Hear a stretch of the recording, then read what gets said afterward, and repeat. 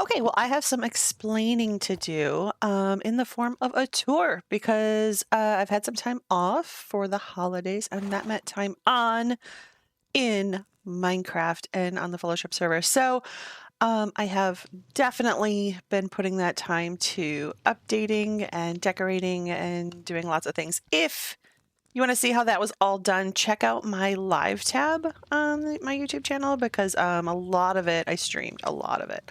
But what I didn't stream was decorating this cottage interior. I did this one night. I was just having a good time. And oh, here's this thing here. I'll show you how I can. So let's see, put that on, put that on, put that on. Put those on. And, oh, I don't really need those because I have a better one. We could put my sword here. Yeah. Okay. That's how I want to start this off, I think. Yeah. So here's the interior. Here's the bed. Bed's still in the same spot. Added a little lantern. Slime block heads. If you remember from my last episode, we had 100% head drop on the server for the holidays, so I took advantage of that and got some cutesy things for decor. So the fishies are here, the salmon and the tropical, and I have my books here, and these are books that, let's see, how do I see? You can see like it's just books that we've gotten from playing. So I keep those in there so that I'll collect a little library of things as we go. And then these are from the Fellowship Olympics. This was the very first live stream episode that I was on with everybody. I didn't have it on my channel, but you can go see it at Adults Only Minecraft channel. His link's down in my description. And you could just find it in his library of content there. And I had 1 second place event and 2 third place events. And I've been saving these, trying to find a way to display them, but I didn't have I didn't have an idea of how to do that. So fireplace mantle seemed like a good thing. These are the banners that Eternity Mine came up with for they're like my banners. I didn't design them. I don't know if she did or if she just had the patterns, but she gave them to me to use. So these are going to be like my banners that I put everywhere. It's the sunflowers. They're blue and green and yellow, and that's a pretty good combination. So this is the most compact fireplace I could build in this spot here, so we could still get to the door and still have a little bit of space over here in the corner. And I think it came out really well. I like that occasionally you can see the fire pixelating through up there, there's little cracks in the chimney. It's probably wouldn't be the healthiest thing, but I kind of like the movement, so I'm leaving it. And it looks like there's a chimney stack going up through there. And I could just do blocks of red brick, but I think just having a little bit of a texture that matches the fireplace works pretty well too. And let's see, this is, iron gated off for our protection. And of course the stone floor helps keep the fire from burning our wood floor. This is still the original wood floor from the terrible cottage that we had before. And we have a kitchen now that is for potions. We actually went to the Nether because we do have the Nether portal, and that is probably something we should work on too as well. We have cake, and we have this beautiful bumblebee. Look at that. That's a head drop from a bumblebee. It's just so adorable.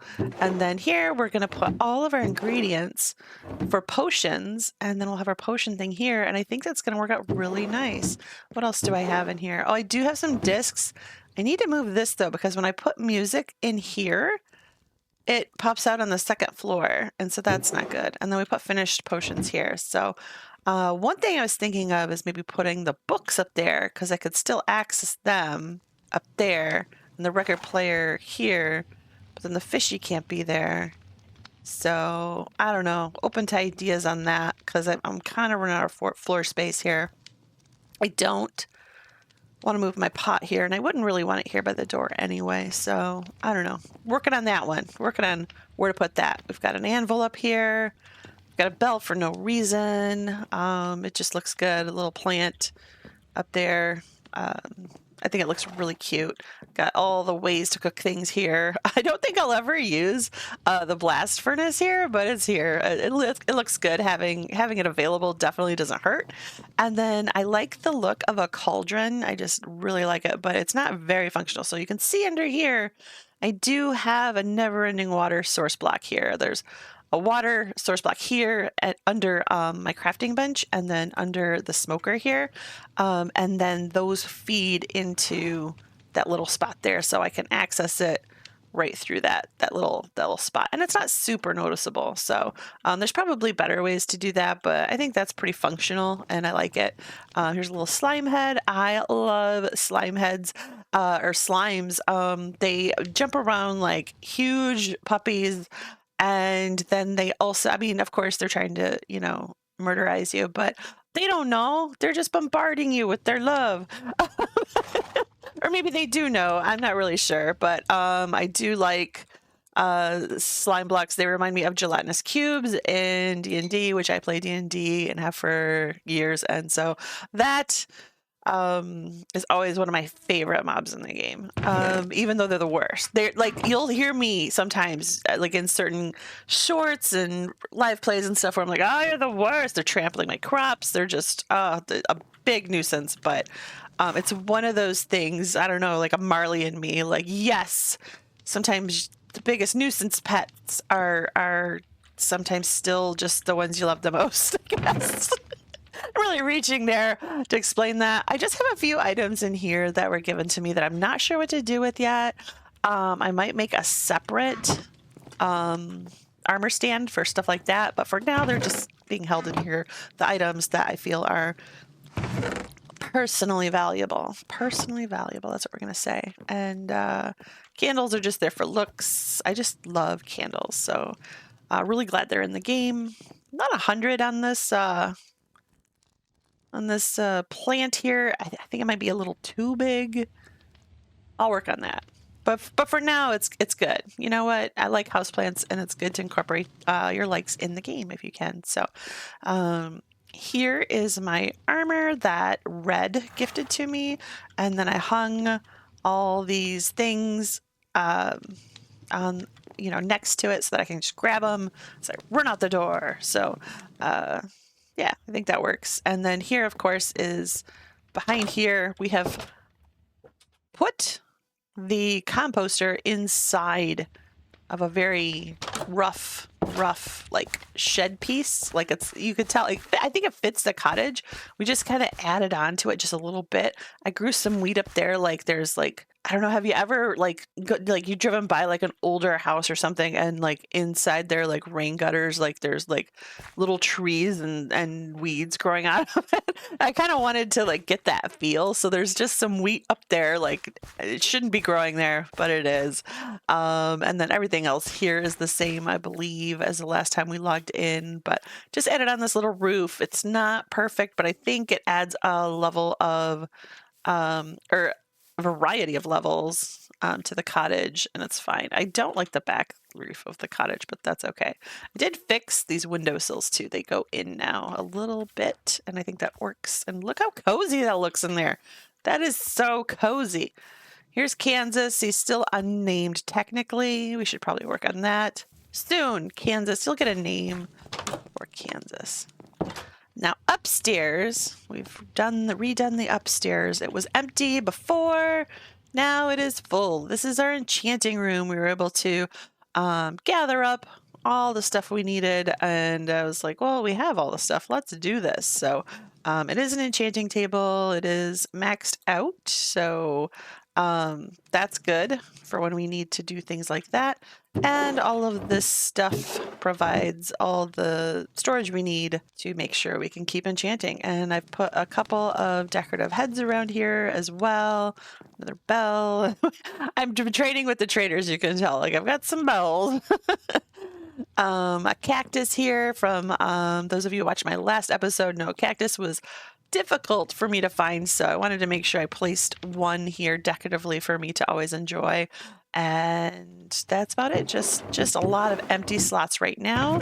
But we're definitely starting to keep some things up here. You can get the crafting bench just by hitting that corner. There's an anvil here we can get hit, and then we can pretty much just stand here and do everything that we need to do with enchanting just by standing in one spot. So hooray. I did plant some beets back here because other episodes, if you've been watching, you'll know that it was hard for me to find beets, so I thought they add a splash of color. It adds a little bit of plant material as well, so I was like, well, let's do the beets. You could do carrots, add a little orange as well, but since we had a challenge with the beets, let's do the beets. And out here, what's out here? What's out that window? Oh, that's the farm out that way. Farm out that way. And then here's that wheat that's growing on top of the roof over here. So there, we're all grounded. We know what we're looking at. And then one thing I did change, I'm going to sleep real quick so that I can show you the outside. So now there might be bad guys outside, but if this isn't your first time watching my series, you'll know that I used to have to run all the way over here and jump down here, and there was a cave to my storage, and I was struggling with what to do with that big space that was there, and I really didn't like it. It was too low for the ideas that I would have. And I'm like, well, you know, it's too low. I don't want to raise this up. I like the level of all this stuff, and I couldn't dig it deeper because all of the levels of my storage area were already set. So I was like, well, why don't I just not have this space since I don't know what to do with it? So I opted to not have that space. So how am I getting to my storage? Well, I will show you. In here, we have the secret room here behind the armor. It's not super secret. Like, I could hide a banner or put a painting there. It would make it way more secret. Maybe I'll do that. Maybe we'll do that. Maybe we'll do that next after I finish showing you stuff. It's raining outside. Not in real life, but in Minecraft. Leaving this here. Definitely have been doing stuff, some farming and stuff, trying to get the traders at the village leveled up, which makes a lot of seeds. So here's some of the heads we gathered. There's a turtle, there's a squid, there's a pig, there's a bunny. That's, what is that? A drown. There's a cat. A mushroom. I didn't actually get the mushroom, but someone left like an extra one in the, because what we're doing is everyone on the server is kind of pooling all the extra heads in one spot. So I didn't have to slaughter everything that I got, and I wanted a mushroom, and I was definitely happy that I didn't have to take one out myself. So there's a ravager that was definitely left over from our pillager things, and here's a wither skeleton, and I actually did get that one because our nether portal actually opens up almost right to it almost opens up right to a bastion, and then also nether fortress. Yes, it opens up like just like one stairway down. There's a little nether fortress, so we can get blazes, and we can get wither skulls, and we can get hopefully some nether wart. So we still need nether wart, so I need to venture in deeper to get to nether wart, but I just had a moment the other day and we popped in there. And then this is the rainbow Jeb sheep head that is definitely just a plugin on our server, but it's awesome. Cow. Look at this bird. That's a cool bird. And then there's a cod, the chicken. And I think that's about all I have on display through there. This might need some work, just a little sprucing up, but for now it's functional. So that comes all the way down here, and after you've gone through my hall, my maze of mob heads, you'll see like, oh wow, we've traveled all the way to the original storage room. So you can kind of see like there's the stairway that came down, so we are over that bit of grass that we used to not know what to do with.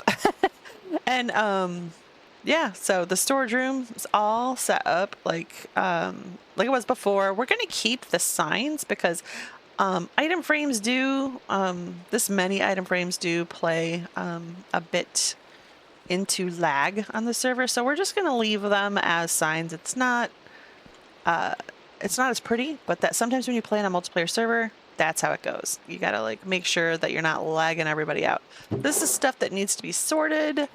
I added in a stone cutter, and I think think that's about all the changes. I did put in some shelving to display some more heads in here, added in a hanging lamp there and there and there, because it was a bit dark in here before. So I think that helps a lot. And I don't know. Oh, there is one more thing. Hang on one second. Down here, I think it was in the last one where we put in the cactus farm here. Blah. Yeah, there it is.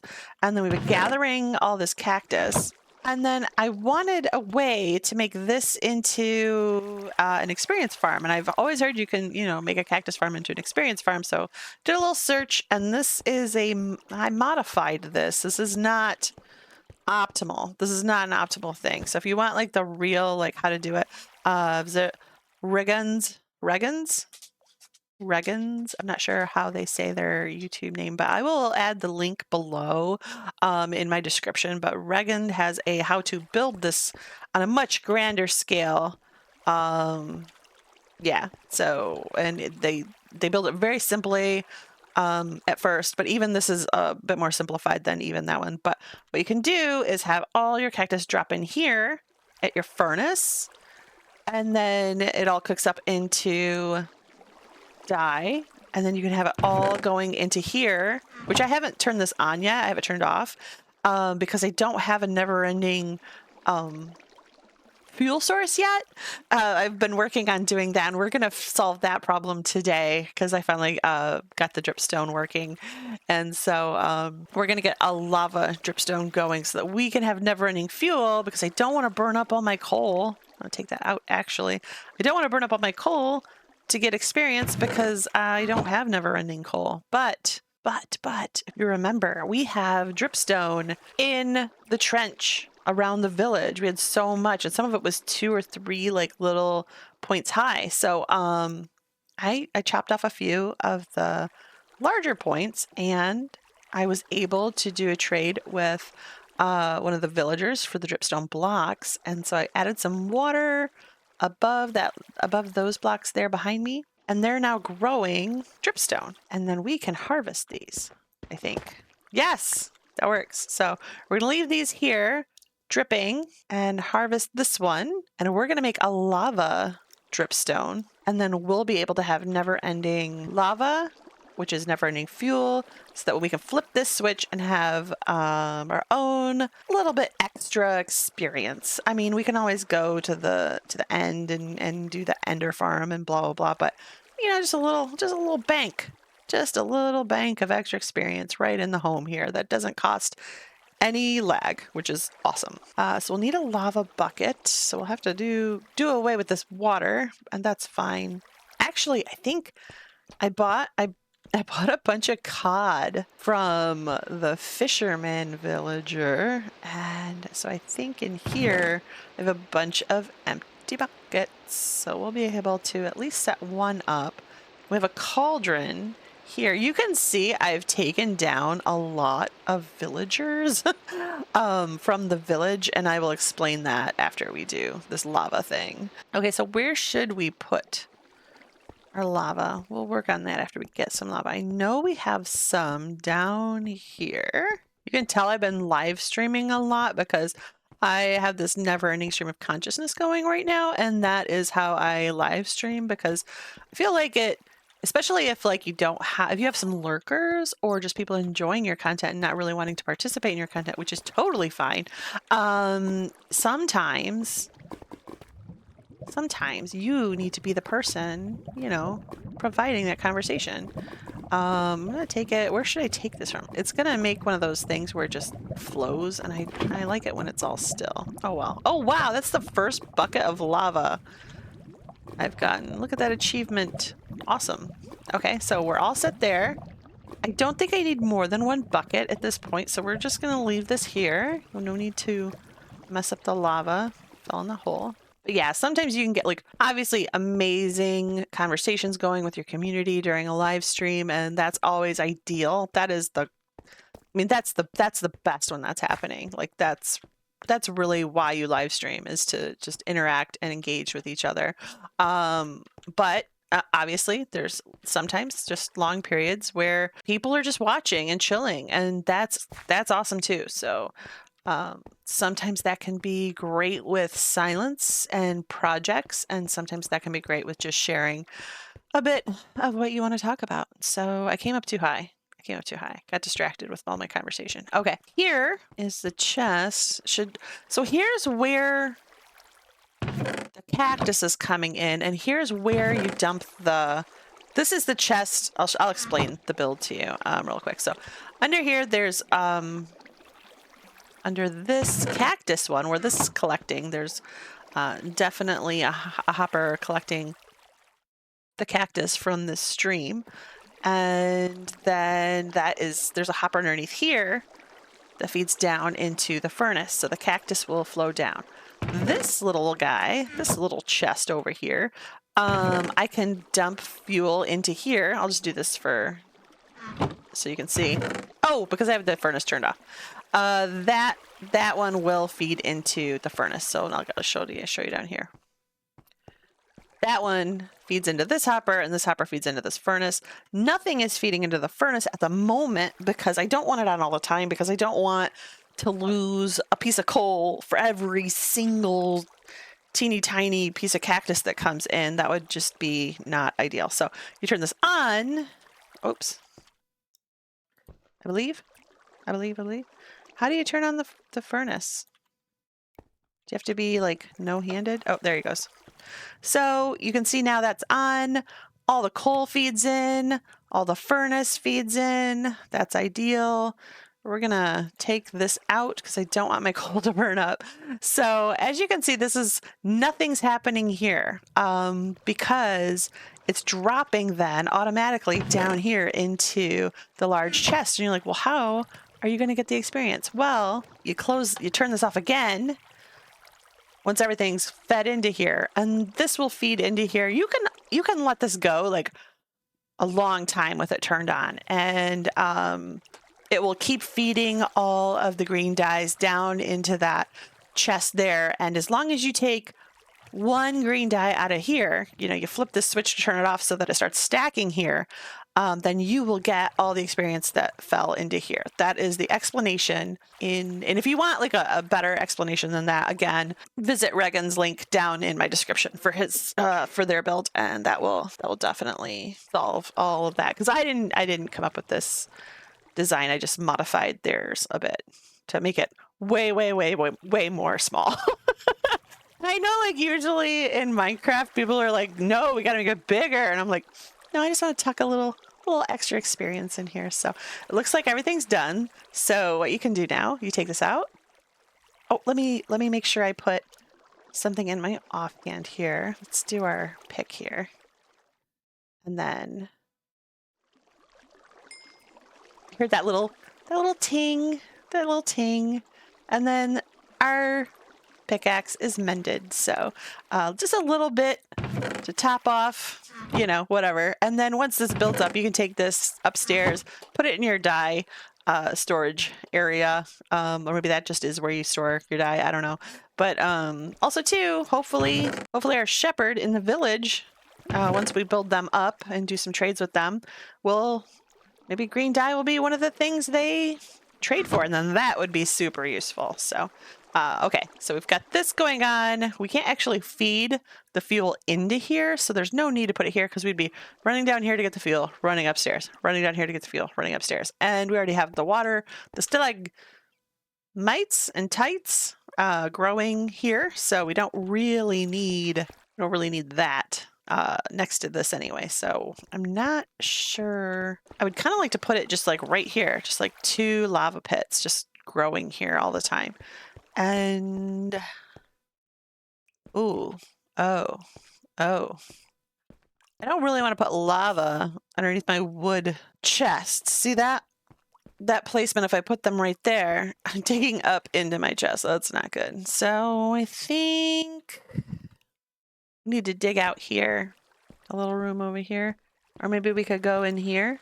We could just make a lava room real quick right here. And I think I want to use Silk Touch because I could always use some stone. Oh, we're not going to make a quick room right there. Let's see. Oh, that's a lot of mess. Look at that mess. We're going to go in here a minute. Let's go in. I'm gonna try. It's really pushing against it. Oh, yeah, that's a mess. So no room there unless I really want to clean all that out. I have options over there, so I don't think I do. We're gonna bye. I think I can just build like a hall of lava over here. See, there's water there. I don't think there's any water here.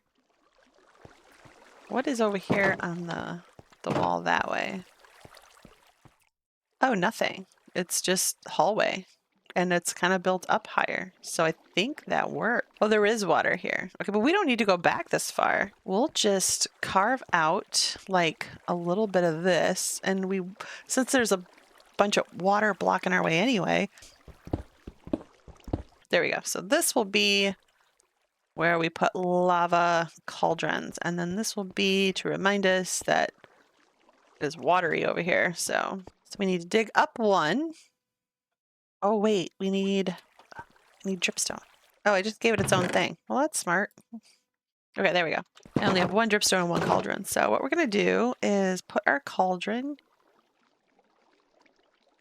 here. That will collect the lava. And then we'll put the dripstone here. But then above that, we need a lava. So we'll do that. We'll shove... Uh-oh. There we go. We have to do this quick. Shove the lava there. Dripstone here. Then we'll put a little point on it. And that should feed right into the cauldron. Hope it's bright enough for you to have seen that, what I was doing there. So now, this will feed into here. See?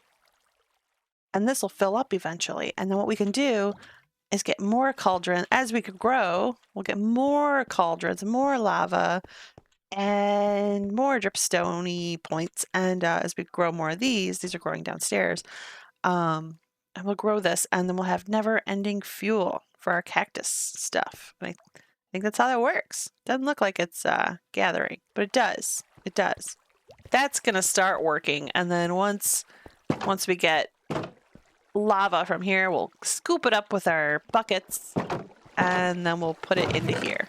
And then we can collect our buckets from down below. Awesome. I think I'm actually going to put my buckets down here. Let me think where they'll go. They'll end up in here too. So we'll just put our buckets here. And then we'll always have that for this system. I think that works out. So we've done something functional for this episode and given a little tour of the cottage. Now I need to update you on the village. This was all done off the live streams as well. So yeah, you can tell like I'm not super happy about this update.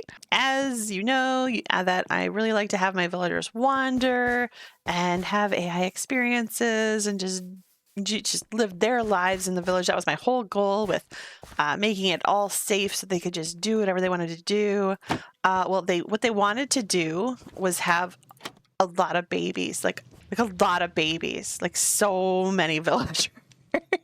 And I wasn't paying attention to how many villagers I had, and there were so many beds in the village, and the village was so big and they could wander, and there were so many like professions hidden in like decorative blocks within the village that there was just a lot of villagers, like a lot. And then we had built so many iron golems for the defenses for the village. I actually lagged out the server. Like it was the Fellowship's Island server was super laggy for everybody because of me and this village. Priorities being what they are, the villagers have been bonked. So let's see, I'll show you some of this. Oh, and we did update the roads. That was on camera if you want to see like how pristinely these roads have been made. That's all done. I'm trying not to cover stuff that I did on the live streams, because you watch the live streams, then you got it. So here it is. This was not done on live stream. So as you can see, this is the villager bunk stick 9000. So this enchantment allows you to whack a villager with it. It disables its AI if it's enabled, or also toggles it on and off. So this lets you have a performance boost, lets you keep your villagers, but doesn't have them processing as many thoughts. It's just sad. Isn't it sad? They just, I mean, I guess they're still in their little areas, and they're still functional. Like I can still trade with them, and I've gotten them to, most of these are all master level, so I'll show you that. Like, oh, not him. No, cartographers are so expensive, so we're working on the cartographer. The cleric is a master. The butcher, I believe, is a master. Let me see. Yep, he's a master. Let's see. I don't know. Yep, weaponsmith is a master. That's good. You're expensive too. I don't know if all these are. Yes, I did. Wow, I was busy. So I got the toolsmith to master. Novice. Okay, so we're still working on the armor, and because the armor that was here that we had started on before in previous episodes, yeah, he wandered off. And here is one of my clerics. Here's the mending cleric. I moved the mending cleric here instead of the fortune cleric because if I'm only gonna have 2 clerics, I want it to be mending and silk touch. So that's what we're gonna work with for those 2. And our mason that was mastered out, I lost. So we are working with a journeyman. That's another thing. Quite a few of the market, when they're left to their own devices, they would wander way far out into the village and then forget to come back. They would lose their pathing or something. I don't know, but they never returned. So they would be over there. But then I lost that reliability of at least knowing where their workstation was because they would kind of forget their workstation because they got too far away, I guess. I don't know how that works. Another thing I did was I took out all the beds. There are no beds in this town anymore. So I'm hoping that I did hide them all in the houses. If they had a chest, then the bed is here. So if I ever just need to sleep or something, I just grab it and put it down for myself real quick. If I don't have one on me, I usually have one on me. But this no beds should prevent them from having babies, right? So that I think I can unbonk a few of them. Right now, all of them are bonked just to see how the performance has lightened up. Also, this is my only iron golem. Like, just to let you know, we did have to dismiss. Let me think. Let me look. I have the numbers written down. This is the last one. He is one of 14 golems that the village had. So 13 were removed from the village, is how I'll say that. And 17 villagers were removed from the village as well, because we also still have 17 villagers in the village. So doing that little bit of math, 34 villagers and 14 iron golems, 15 actually, because there's one still up here, up in that tower. Bruce by Rockhound. If you watch the live stream, you know. And remember, all my live streams are available. Like, you just click the live stream tab on my stuff. I'm not trying to keep anything from you. But yeah, 34 villagers and 15 iron golems, all trying to have their individual lives happen in this little space, really, really started to have an effect on things. For right now, everyone is bonked. If you're curious about the bonk technology, I'll put that this data pack. I believe it's a data pack. If you're curious about how that works, I'll put the link to the tutorial that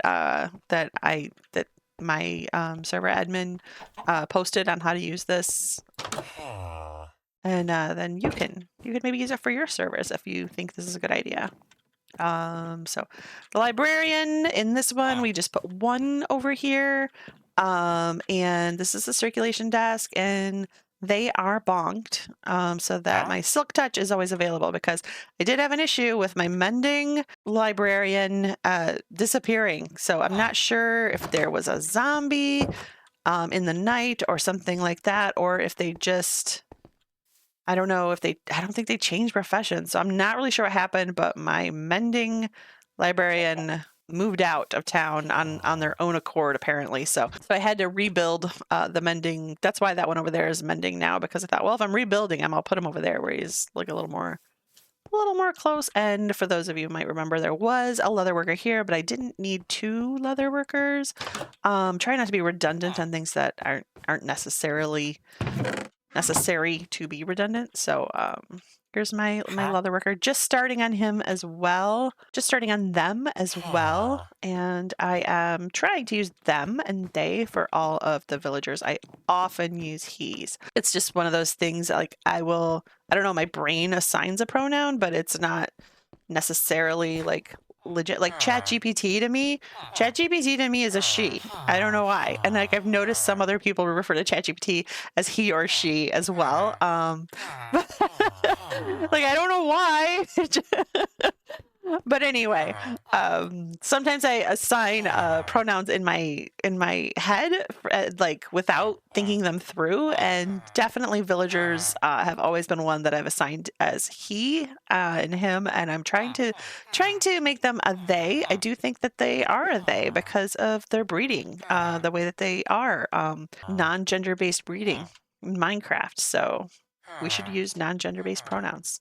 Exercise for myself and a little bit more, I think, in the Minecraft world. Here is one of my farmers. I could not get him to go back to his farm. I don't know if he's wandered too far away or what, but I can't get him over there. So I'm just going to leave him here as a little greeter. So this is a wheat farmer. And then this I rebuilt. Oh yeah, I did do this off camera too. So there was a house here I took down because I was going to make this like the center of town because it was the closest. Because if you remember, we had the bell here. It was originally like right here on the side of the Masons market thing. Actually, it was a little more this way because if you remember, the Mason was right in front of this road. And I took it down and rebuilt him just a couple, like 3 blocks over so that this was a clear road into the market. So since I was moving the bell anyway, I thought, well, I'll move the bell just like right there. And then like it's still like pretty much the same spot, but then it didn't. So I moved this house, but it was still like kind of slopey, and it didn't, when I tried to terraform it, it just felt like it was really cluttering the shepherd's area. So I thought, well, I'll put it down here between this house and the YMCA. And that makes sense because then you have the YMCA like right next to where the town center is. And so you have this community building available right here. So this is also, if I warp into my town, it's not really a warp, it's a home/home. About if I warp into my town, teleport into my town, I teleport in right here on this central square here, and then the bell's up there, and a frog light was a gift from Alpha 64-bit, so I incorporated that into the build, and then I put a little copper bit on top because it just looks cool. I just like it, and I really like how it came out. It's kind of gazebo-esque.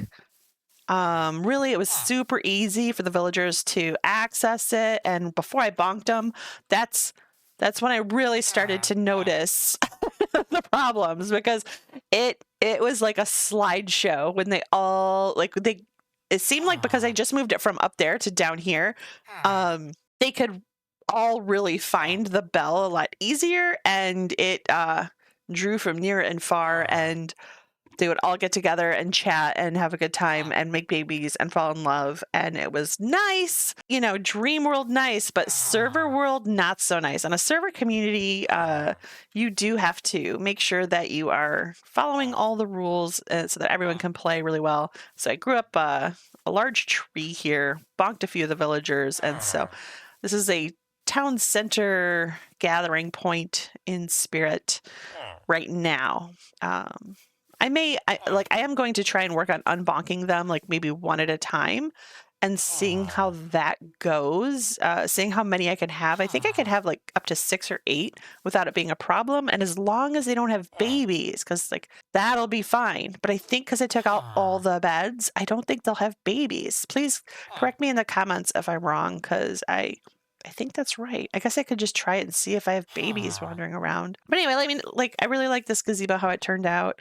Anyway, it's not really a gazebo. I don't know, what would you call this? I had the shepherd just stay down here. He never had they never had a market spot anyway, so they're still down there. And who else didn't have a market spot? This is the farmer. That farmer is supposed to be here, but they don't want to go there anymore. Took out one of the fishermen, and so now we have one fisherman here. And I would really like to allow the fishermen to wander around. I really think that just adds a lot of life to the pond to have the fishermen wandering around here and fishing and going back to the center and back. The farmers too. I think the farmers are the ones I really like to have out and about, but they're the ones most likely to cause babies because they feed all of the villagers. So have to rethink that one maybe. Let's see. So I think those are the only, I have 6. So I have 7. I have 7 villagers that aren't in the market. This market over here, I removed all, I remember I was keeping all the extra workstations here. Like if I found a workstation, I was like, I'll throw it over here. I'll throw it over here. I'll throw it over here. Well, that got kind of bonkers quick, and so this area also became congested, and this area just seems like a little bit out of the proximity, so these villagers never would really gather over there. So they don't have their own bell though. They just kind of did their own thing without the bell. But anyway, removed. There was a shepherd in here. I removed that one as well and removed all the extras. So this is just like a vacant little market stand here, and I think I'm gonna leave it though. I think that's all we did off camera. I think this whole episode has been just letting you know to like watch the stream for the on-camera stuff, keeping you up to date with what I did off camera. So, and we did get our lava buckets going, so that's pretty awesome. Let me know what you think of the bonk technology idea and what it's done to the town. Since I had so many going before it was an issue, I think I can unbunk quite a few of them now, as long as they don't have babies. But it does worry me to lose some of the ones that are a little more valuable. Like I don't want to lose my mending villager again, so I might unbonk them, but they might have to stay within this area. But that way they can at least still communicate with other unbonked villagers as we go. Okay, so I think this is going to be it for me for this episode. I know it was kind of just like an update. I don't usually do this much off camera, so keeps you guys up to speed, keeps me accountable so that you're not like having like all these jump forwards. But yeah, let me know if you like these updates or if you feel like they're just not necessary.